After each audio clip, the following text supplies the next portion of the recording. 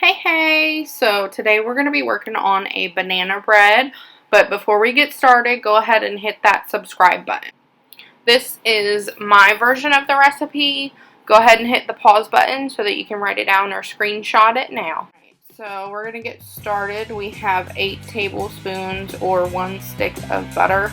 I just used, I think it's margarine country crock, and then I also used 1 cup of granulated sugar. The sugar that I used was actually the Kroger brand of Splenda, and it turned out just fine. So we're just going to blend these together as best as we can. Now we're going to add the eggs, 2 total. We're going to add each 1 by 1.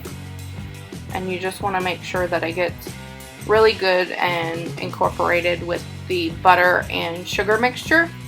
It's going to look really creamy. Once you add the second egg, you should start to see the mixture get a little bit more fluffy. Now we're going to move the wet ingredients to the side just for now. We're going to have another bowl. This is going to have the flour. It's also going to have the baking soda and the baking powder and the salt, and we're just going to mix those together and get them nice and combined.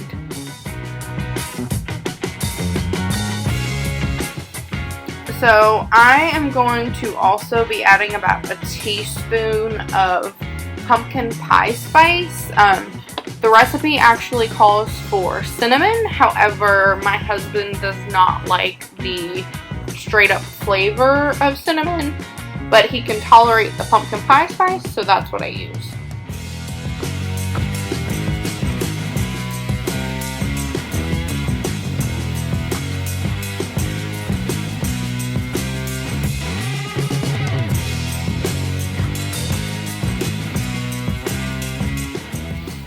So here we have, it's about 3 ripe bananas. The riper they are, the better. I don't like to include any of the brown parts though. If your bananas have that, that's just my thing.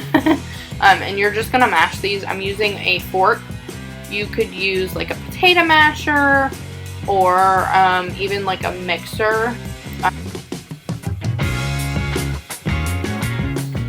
Now I am actually going to take the mixer and get the bananas a little bit more combined and smooth. I'm only going to do this for just a few seconds. Now I'm adding in a little bit of milk. So you'll want to add about a tablespoon of milk. And you'll see it makes the banana mixture really creamy. I'm going to go ahead and add a little bit more of the pumpkin pie spice. This is up to you. You don't have to add any additional, but I do think it gave it a lot of good flavor. I am also adding some vanilla. I'm adding about a teaspoon or so. This was not in the original recipe, but I am going to include this in my version just because I feel like it adds a lot of good flavor. I'm also going to be adding 2 heaping tablespoons of brown sugar. I use the Truvia blend, but I think it just gives it that extra depth and flavor that I like.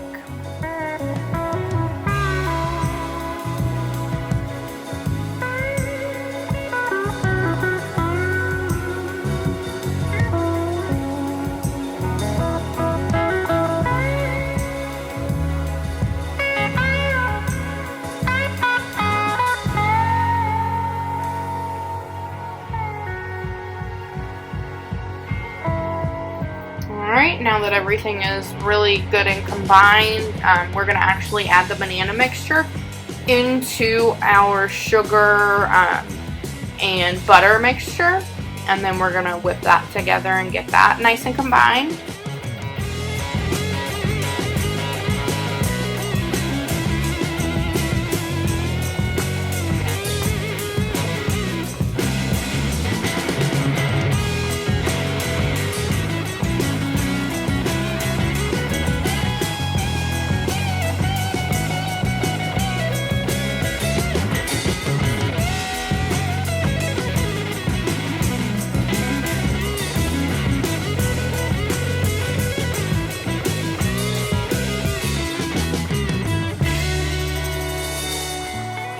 now we're just gonna get both of these combined really well, and then we're gonna start adding some of the flour in.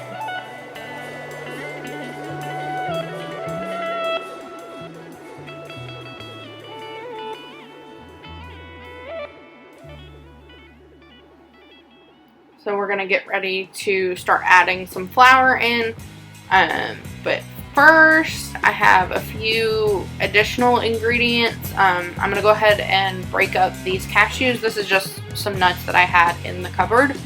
You don't have to use cashews, you can use whatever nuts you want, but go ahead and get those chopped up, or we used a rolling pin and we just beat the cashews so that they were crumbly.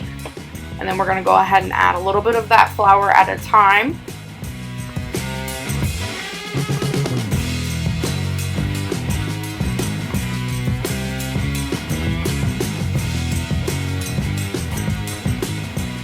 Now you should be able to add the rest of the flour mixture, and then we're just going to give that a good stir, or we're going to mix it with our mixer.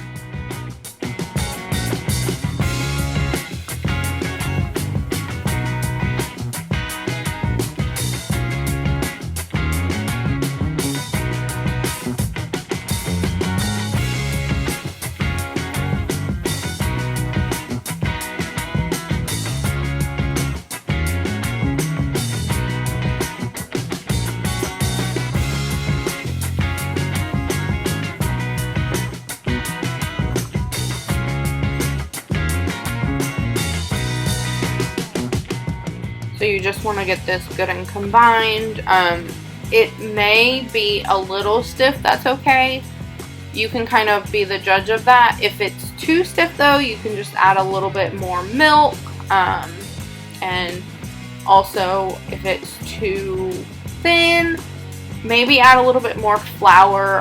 But keep in mind, the more flour you add, the more flour taste it'll have. So just be careful of that.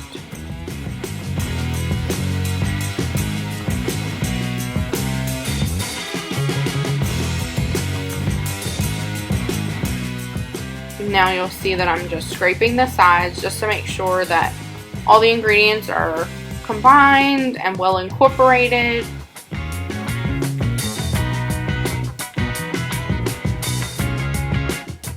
So you'll see we have some chocolate chunks as well as the cashews.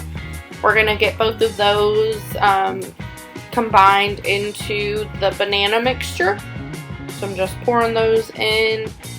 And then for the chocolate, this isn't in the recipe, but I figured since I had them on hand, it would be a good addition to this recipe, and I was not disappointed.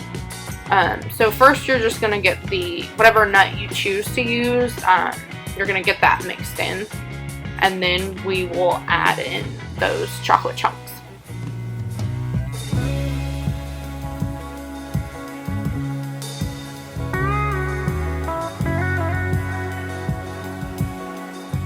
So these chocolate chunks actually came from the baking aisle at the Dollar Tree.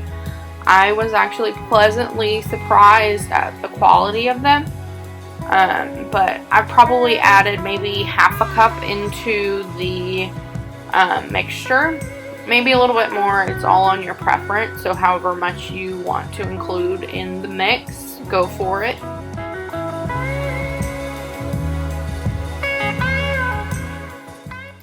You just want to make sure that everything gets nice and combined together.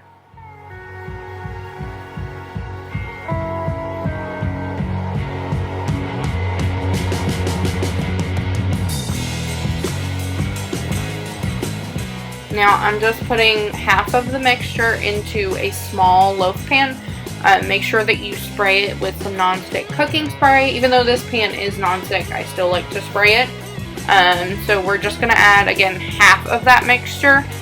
And we'll have to do this in 2 batches, or you can do them at the same time if you have 2 loaf pans. The recipe says to cook it at 325 for an hour and 10 minutes. However, mine did not take that long. So I would just make sure that you keep your eye on the stove. I think I checked it at like 30 minutes and it still needed a little bit. but it did not take the full hour and 10 minutes. So just be aware of that. Alright, y'all, so this is what they looked like when they came out of the oven. They looked so good and they were delicious. Thanks for watching. See you next video.